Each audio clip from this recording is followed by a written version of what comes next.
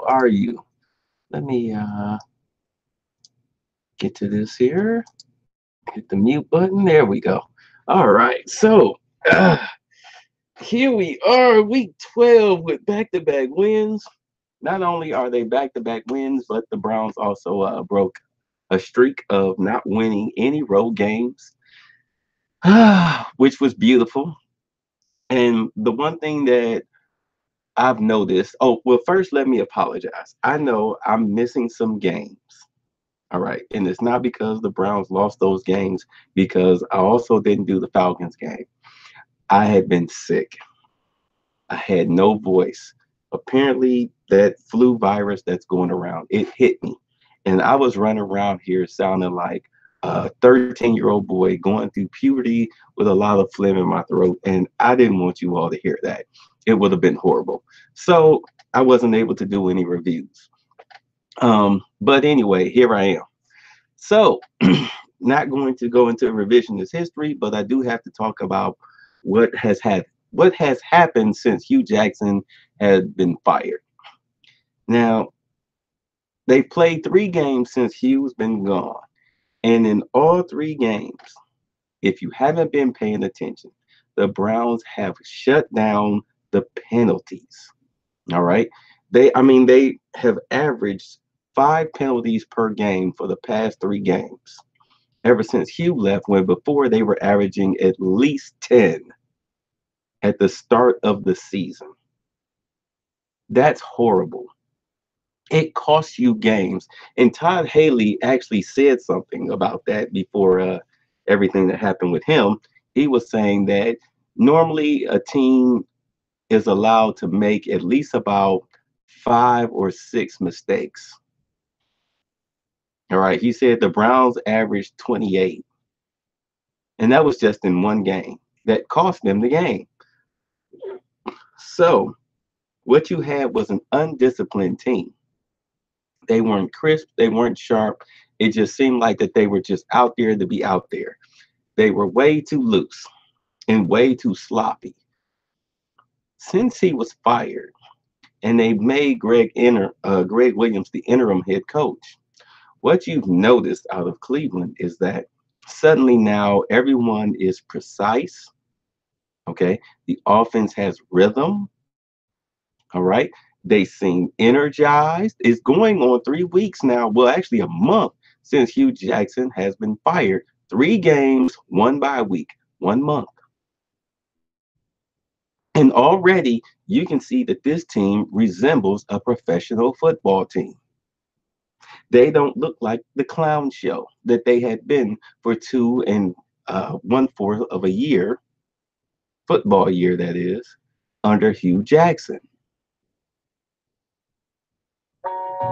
They actually look like a competent NFL football team. And if you notice, when ever since Greg Williams took over, and I know me and Moohead Radio, we bump heads on this, you know, comically, is that if you ask me, the coaching search is over. Now, sure, in the second half of the past 2 games, when they had a big comfortable lead, the Browns have milked the clock. That's old school football. And that's what Greg Williams teaches. He teaches old school football. In the first half, you get a big lead. Second half, you milk the clock and let your defense do the work, because the Browns defense should be good enough to do the work. But sometimes what Greg Williams needs to know is that you need to put up at least 2 more touchdowns in the third quarter and add a couple of field goals in the fourth. I know you don't want to really run up the score, but the hell with that. This is professional football. As you saw last week with Atlanta, who were surging a comeback. Of course, they fell short. And then again with the Bengals with a backup freaking quarterback, they surged back. You hung on to win, but still, you don't give teams the opportunity to do that to you. You put your foot on their neck, you grab their wrist, and then you twist until you hear the crack. You don't just hold them down and then let them up and let them run free to go get a weapon or something like that. No, you give them a reminder of who they're playing against. Crack. You break something in them. That way they know that it's over and they will help you run down the clock. They will be defeated. The Bengals were a broken team when you were up 21-0. They were a broken team then, especially when Andy Dalton went out. But the thing was, you let that rookie quarterback get back into the game by playing way too much zone, rushing only four. You should have kept the pressure on. You should have had the same defensive game plan going in against that. Well, whether he was a rookie or a backup, you should have had the same defensive game plan going in. You should have destroyed him. Instead, you hope that he made mistakes and let your pass rush do the job, but it wasn't enough because he put up, 13 points on you. At any rate, the team appears to be very disciplined, very sharp, very focused. They're actually fighting for each other. The Njoku touchdown, well, he should have been tackled at the 5, but the offensive lineman said, "Oh, no, no, no, no, no. We're not done. We're going to get him in the end zone." And they pushed him into the end zone. I haven't seen the Browns play like that, especially against Atlanta. And then to see it again, I mean, against Kansas City, they were still kind of figuring each other out. I mean, the offense put up 21 points, but who are we? Against Atlanta, they found out who they were. And against the Bengals, they had so much confidence. They came in and made short work of the Bengals. I mean, they made so much short work of the Bengals that they kept showing Hugh Jackson, and Hugh Jackson was making the same faces on the Bengals sideline that he was making for 2.5 years here in Cleveland. Although I'm in Columbus, but you understand, making the same faces that, oh, oh, hmm, oh. It was funny. It was so funny. I enjoyed every minute of it. At any rate,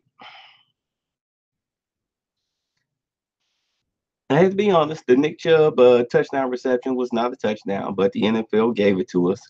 And if you ask me, I think that's the beginning of what I've been talking about for the past couple of weeks, was that Baker Mayfield and the Browns will be the new darlings of the NFL. All they have to do is keep winning. And seeing how they at least tried to hold their own against Kansas City. They smothered Atlanta. They were murdering the Bengals, and give it to them. The calls are starting to go the Browns' way. You understand? The calls are going to start going the Browns' way. You're going to see it. I guarantee it. All they have to do, if they beat the Texans next week, you can forget it. If they get some favorable calls against the Texans, you can forget it. All they have to do is just beat the Texans. And then they'll start giving some recognition. Excuse me. Trust me, they want the Browns to be a success story. And as I've said, as far as the coaching staff, Greg Williams and Baker Mayfield, they have the same type of personality, except there's a generation gap. Greg Williams is what Baker Mayfield will be when he's Greg Williams' age. You understand? He'll be incredibly confident, incredibly strong-willed, incredibly about order and discipline. Okay, except he'll be of a grandfather's age. He'll have a grandfather's wisdom instead of a young hotshot's mentality right now.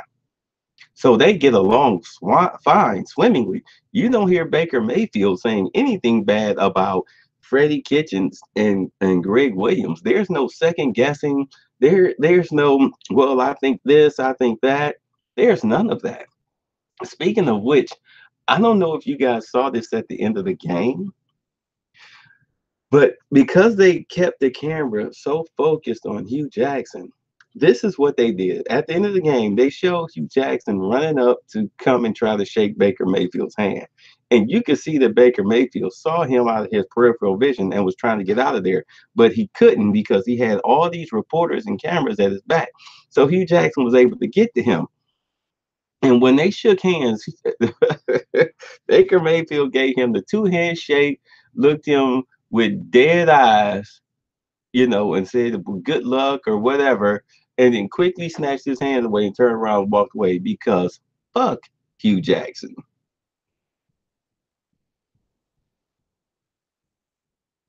And the funny thing about Hugh Jackson is that he went around after he got fired. He did the ESPN car wash. He went on Shannon and Skip's Undisputed and whatnot and talked all that garbage about how it wasn't his fault.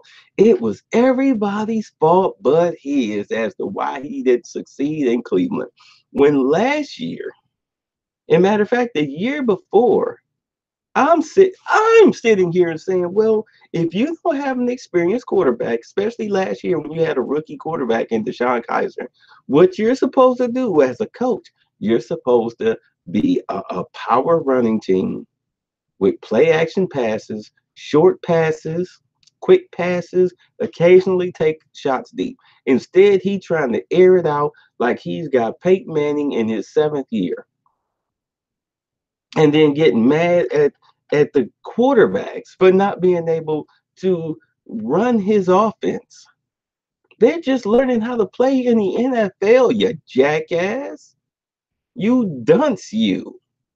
But it's everybody's fault. You starting off games with Joe Thomas split out wide at wide receiver, and then he comes in to pass block when he needs to be concentrating on the freaking left defensive end, not running back in and getting set and then trying to remember the snap count. You idiot. You are a dunce.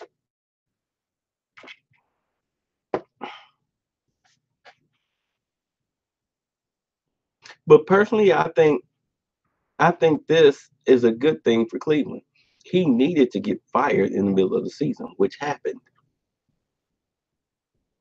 And as I thought that Todd Haley was going to be the head coach of the Browns, the interim head coach, who probably would have been the interim head coach if he wasn't undermining Hugh Jackson and whatever else other sniping that was going on behind the scenes.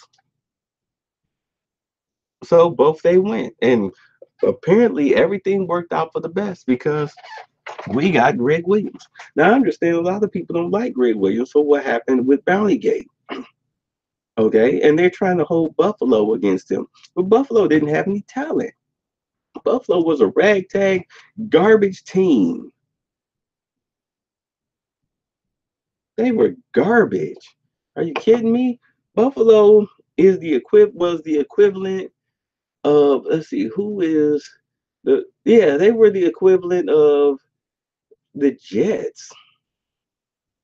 Just a ragamuffin team. You're lucky you eked out 7 wins out of that team. It was just horrible. But here with the Browns, we have a hot young quarterback that can play. You've got a hot rookie running back that can play.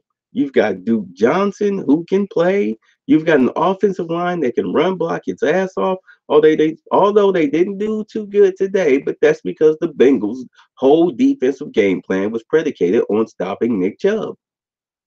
That's why they were able to put up 35 points, 28 through the air. Baker Mayfield threw for 4 touchdowns today and didn't even crack 300 yards. You know why? Because the Bengals were looking for the run. They weren't trying to protect the pass. That's why they got murdered through the air. Look, they're showing it now. That's why they got murdered through the air by Baker Mayfield.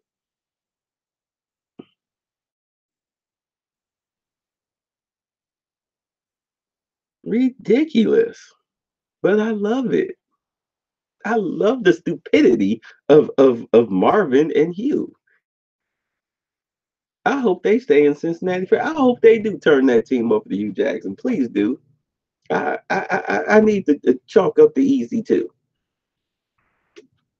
because he cannot coach a team. He sucks at it.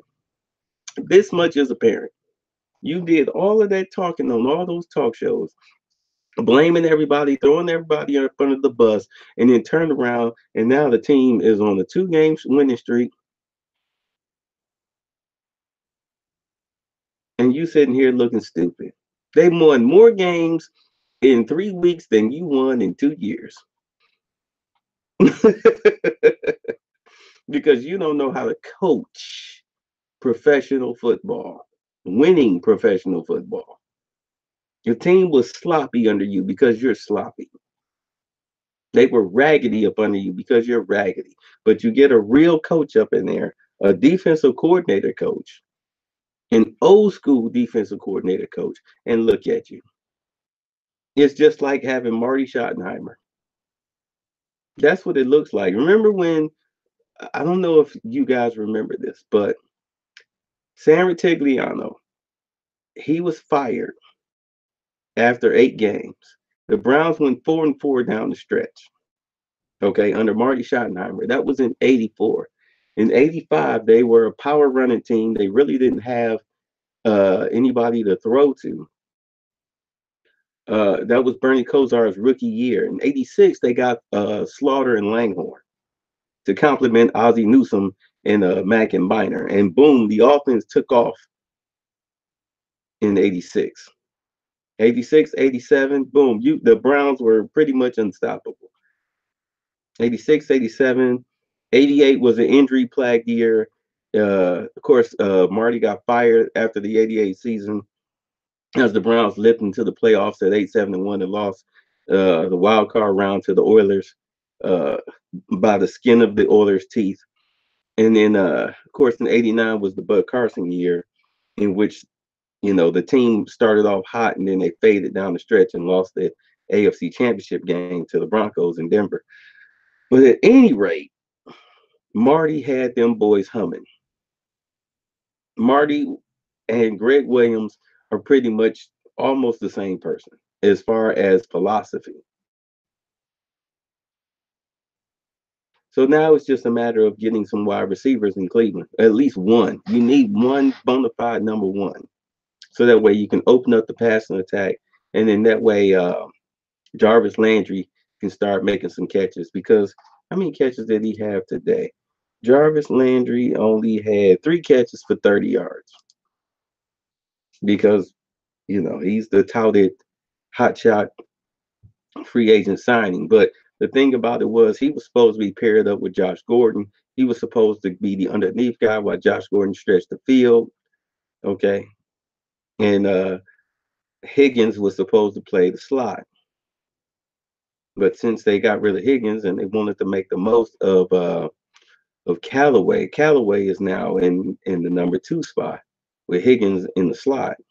But if you ask me, Higgins should be the starter. But what do I know? I'm not at practice every day. At any rate,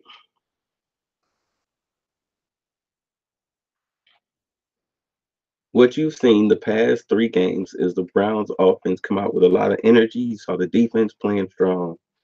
The offense is matching the defense. They're complementing each other. The special teams is still weak, but that's because of depth. You have a lot of players on special teams that don't know how to play yet. They're still learning how to play. They won't be around probably next year, another year or two, another off season or two. A lot of those guys will be gone. You'll get some depth because you definitely need depth at linebacker. You need depth at offensive line. Where else do you need depth? Linebacker, offensive line. Oh, and defensive line. That's where you need your depth at. So that probably will take about 2 years to fully fix, and then after that, you're definitely ready to go because next year this team will be if you get the right coach, if you do keep Williamson Kitchens, who's very creative, Though he has to stop with these Hugh Jackson moments of running these trick plays that don't work. Uh, if you keep these two together, I really do think that you can build something. I really do think you have a playoff team here. Now I understand that Greg Williams is coaching for his job, but that's the way every coach should coach. In every game, you're coaching for your job. You're not just out there, rolling your little clipboard out there in your headset. No, you should be coaching for your job. You should be coaching to win. Because once you start coaching to win, then you start winning instead of making it all about your ego.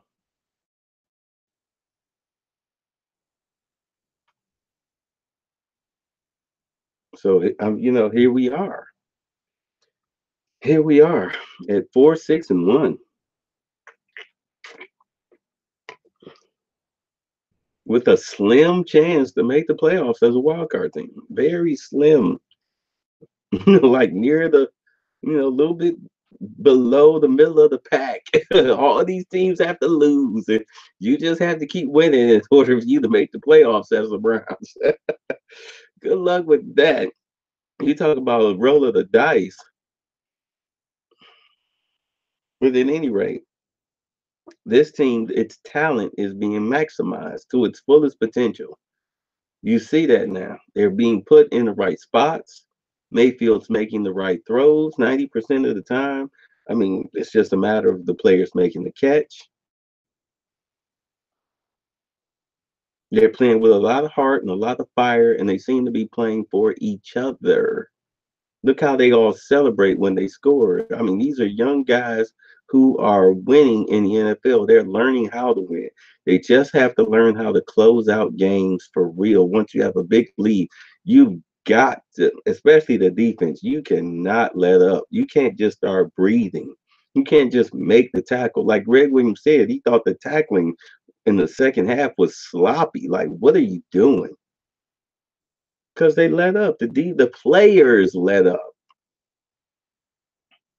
Like, no, no, you can't do that. This is how you get beat in comeback victories.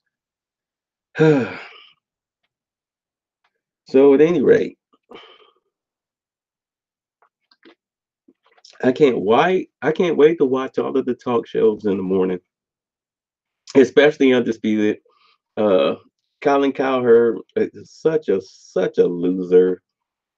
I'm not even gonna watch his show. I'm gonna watch the clip on YouTube because I don't want to give his show any ratings. I used to like him up until he said Adrian Peterson was a bad guy because he gives manly handshakes. I was done with him after that. Like, oh my God, how dumb are you? So, congratulations, Brownies. Congratulations, Ohio State, on another win against Michigan. Oh my goodness. I will see you all next Sunday night. uh, good job, Browns. Good job, Browns.